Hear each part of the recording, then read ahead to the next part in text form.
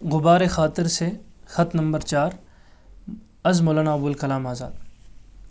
3 اگست 1942 عیسوی کا مکتوب سفر، بمبئی میل براہ ناگپور۔ 3 اگست 1942 عیسوی۔ صدیق مکرم۔ دہلی اور لاہور میں انفلونزا کی شدت نے بہت خستہ کر دیا تھا۔ ابھی تک اس کا اثر باقی ہے۔ سر کی گرانی کسی طرح کم ہونے پر نہیں آتی۔ حیران ہوں اس وبال دوش سے کیوں کر سبکدوش ہوں۔ دیکھیے، وبال دوش کی ترکیب نے غالب کی یاد تازہ کر دی۔ فرماتے ہیں، شوریدگی کے ہاتھ سے سر ہے وبال دوش، صحرا میں اے خدا کوئی دیوار بھی نہیں۔ 29 جولائی کو اس وبال کے ساتھ کلکتہ واپس ہوا تھا۔ 4 دن بھی نہیں گزرے کہ کل 2 اگست کو بمبئی کے لیے نکلنا پڑا۔ جو وبال ساتھ لایا تھا اب پھر اپنے ساتھ واپس لے جا رہا ہوں۔ مگر دیکھیے، صبح 4 بجے کے وقت گرانما یہ کرشمہ سازیوں کا بھی کیا حال ہے۔ قیام کی حالت ہو یا سفر کی، ناخوشی کی کلفتیں ہوں یا دل آشوبگی کی کاہشیں، جسم کی ناتوانیاں ہوں یا دل و دماغ کی افسردگیاں، کوئی حالت ہو، لیکن اس وقت کی مسیحائیاں افتغان بستر علم سے کبھی تغافل نہیں کر سکتی۔ میں ایک کوپے میں سفر کر رہا ہوں۔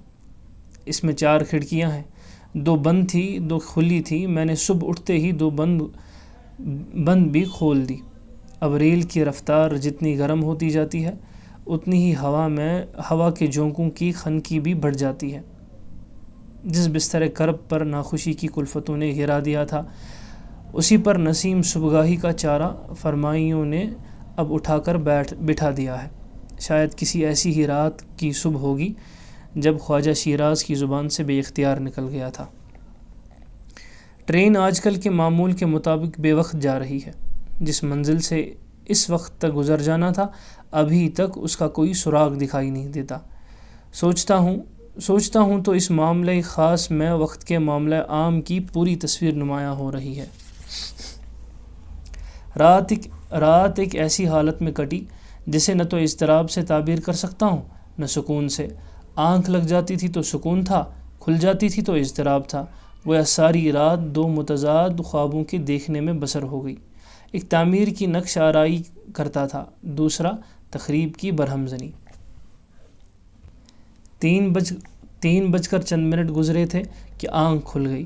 صبح کی چائے کے لیے سفر میں یہ معمول رہتا ہے کہ رات کو عبداللہ سپرٹ کا چولہا اور پانی کی کیتلی پانی بمقدار مطلوب سے بھری ہوئی ٹیبل پر رکھ دیتا ہے۔ چائے دانی اس کے پہلو میں جگہ پاتی ہے کہ بحکم وضع الشیء فی محلہ، یہی اس کا محل صحیح ہونا چاہیے، مگر فنجان اور شکردانی کے لیے اس کا قرب ضروری نہ ہوا کہ وضع الشیء فی غیر محلی میں داخل ہو جاتا۔ اگر صبح 3 بجے سے 4 بجے کے اندر کوئی اسٹیشن آ جاتا ہے تو اکثر حالتوں میں عبداللہ آ کر چائے دم دے دیتا ہے۔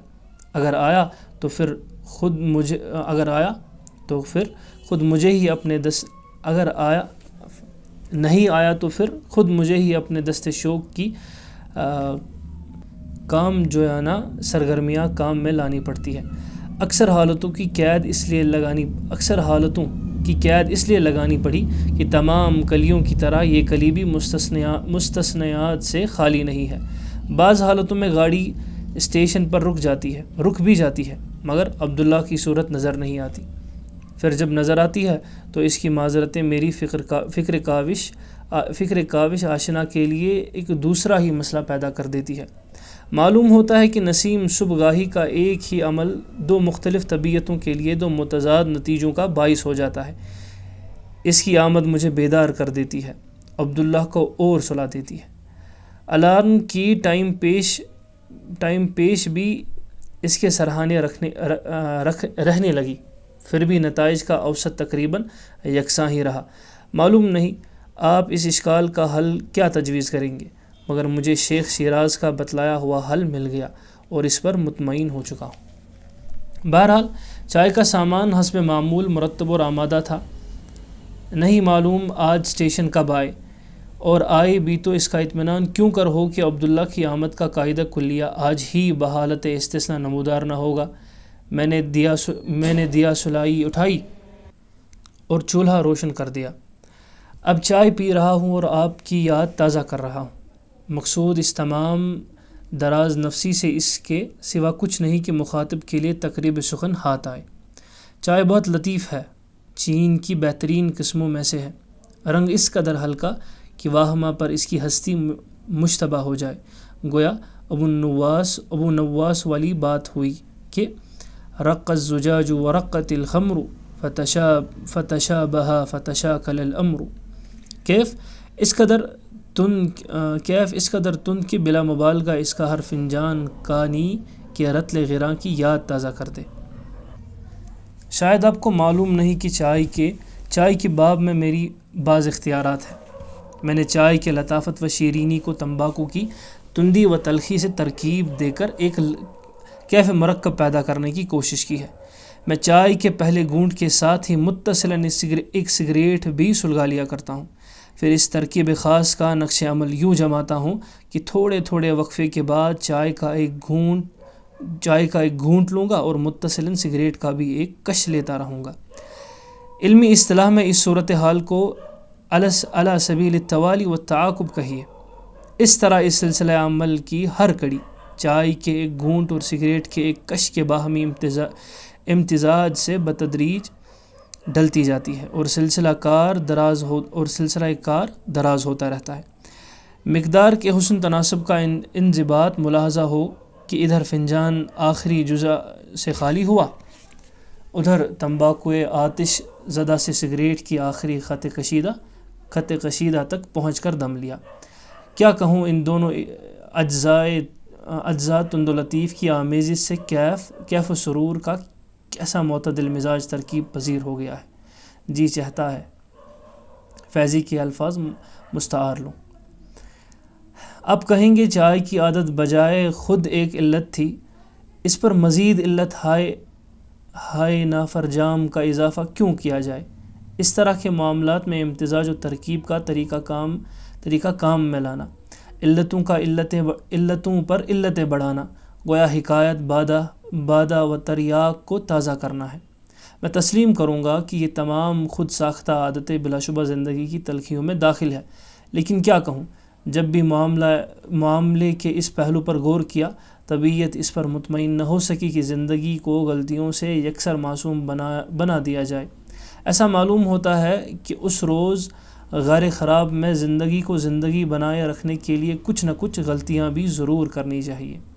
غور کیجئے، وہ زندگی ہی کیا ہوئی جس کے دامن خشک کو کوئی غلطی تر نہ کر سکے، وہ چال ہی کیا جو لڑکھڑاہٹ سے یکسر معصوم ہو۔ اور پھر اگر غور و فکر کا ایک قدم اور آگے بڑھا ہے تو سارا معاملہ بالآخر وہیں جا کر ختم ہو جائے گا جہاں کبھی عارف شیراز نے اسے دیکھا تھا۔ اور اگر پوچھیں کہ پھر کامرانۂ عمل کا معیار کیا ہوا، اگر یہ آلودگیاں راہ میں مخل نہ سمجھی گئیں تو اس کا جواب وہی ہے جو عرفائے طریق نے ہمیشہ دیا ہے، یعنی ترک و اختیار دونوں کا نقش عمل اس طرح ایک ساتھ بٹھائے کہ آلودگیاں دامن تر کریں مگر دامن پکڑ نہ سکیں، یعنی ترک و اختیار دونوں کا نقش عمل اس طرح ایک ساتھ بٹھائے کہ آلودگیاں دامن تر کریں مگر دامن پکڑ نہ سکے۔ اس راہ میں کانٹوں کا دامن سے الجھنا مخل نہیں ہوتا، دامن گیر ہونا مخل ہوتا ہے۔ کچھ ضروری نہیں کہ آپ اس ڈر سے ہمیشہ اپنا دامن سمیٹے رہے کہ کہیں بھیگ نہ جائے، بھیگتا ہے تو بھیگنے دیجیے، لیکن آپ کے دست و بازو میں یہ طاقت ضرور ہونی چاہیے کہ جب چاہا اس طرح نچوڑ کر رکھ دیا کہ آلودگی کی ایک بوند باقی نہ رہے۔ یہاں کامرانی سود و زیاں کی کاوش میں نہیں ہے، بلکہ سود و زیاں سے آسودہ حال رہنے میں ہے۔ نہ تو تر دامنی کی گرانی محسوس کیجیے، نہ خشک دامنی کی سبک سری، نہ آلودہ دامنی پر پریشان حالی ہو، نہ پاک دامنی پر سرگرانی۔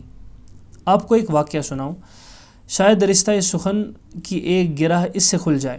1920 عیسوی میں جب مجھے گرفتار کیا گیا تو مجھے معلوم تھا کہ قید خانے میں تمباکو کے استعمال کی اجازت نہیں۔ مکان سے جب چلنے لگا تو ٹیبل پر سگریٹ کیس دھرا تھا عادت کے زیر اثر پہلے ہاتھ بڑھا کہ اسے جیب میں رکھ لوں، پھر صورتحال کا احساس ہوا تو رک گیا۔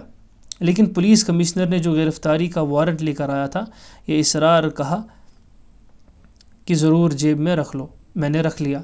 اس میں 10 سگریٹ تھے۔ ایک کمشنر پولیس کے آفس میں پیا، دوسرا راستے میں سلگایا، 2 ساتھیوں کو پیش کیے، 6 باقی رہ گئے تھے کہ پریسیڈنسی جیل علی پور پہنچا۔ جیل کے دفتر سے جب اندر جانے لگا تو خیال ہوا اس جیب کے وبال سے سبک جیب ہو کر اندر قدم رکھوں تو بہتر ہے۔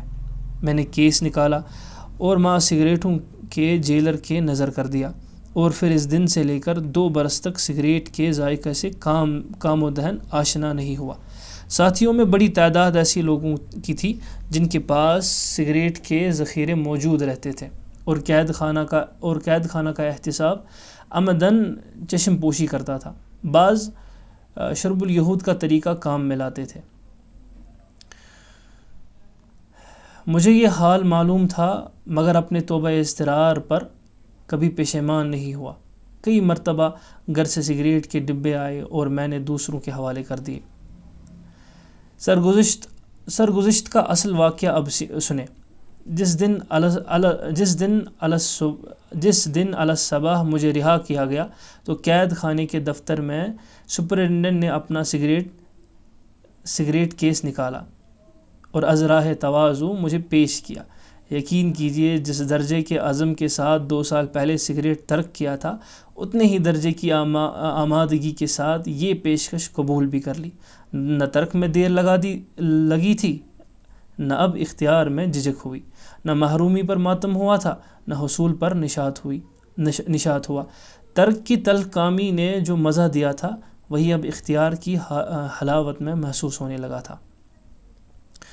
1920 عیسوی کے بعد پھر 3 مرتبہ قید و بند کا مرحلہ پیش آیا، لیکن ترک کی ضرورت پیش نہ آئی، کیونکہ سگریٹ کے ڈبے میرے سامان میں ساتھ گئے۔ وہ دیکھے گئے مگر روکے نہیں گئے۔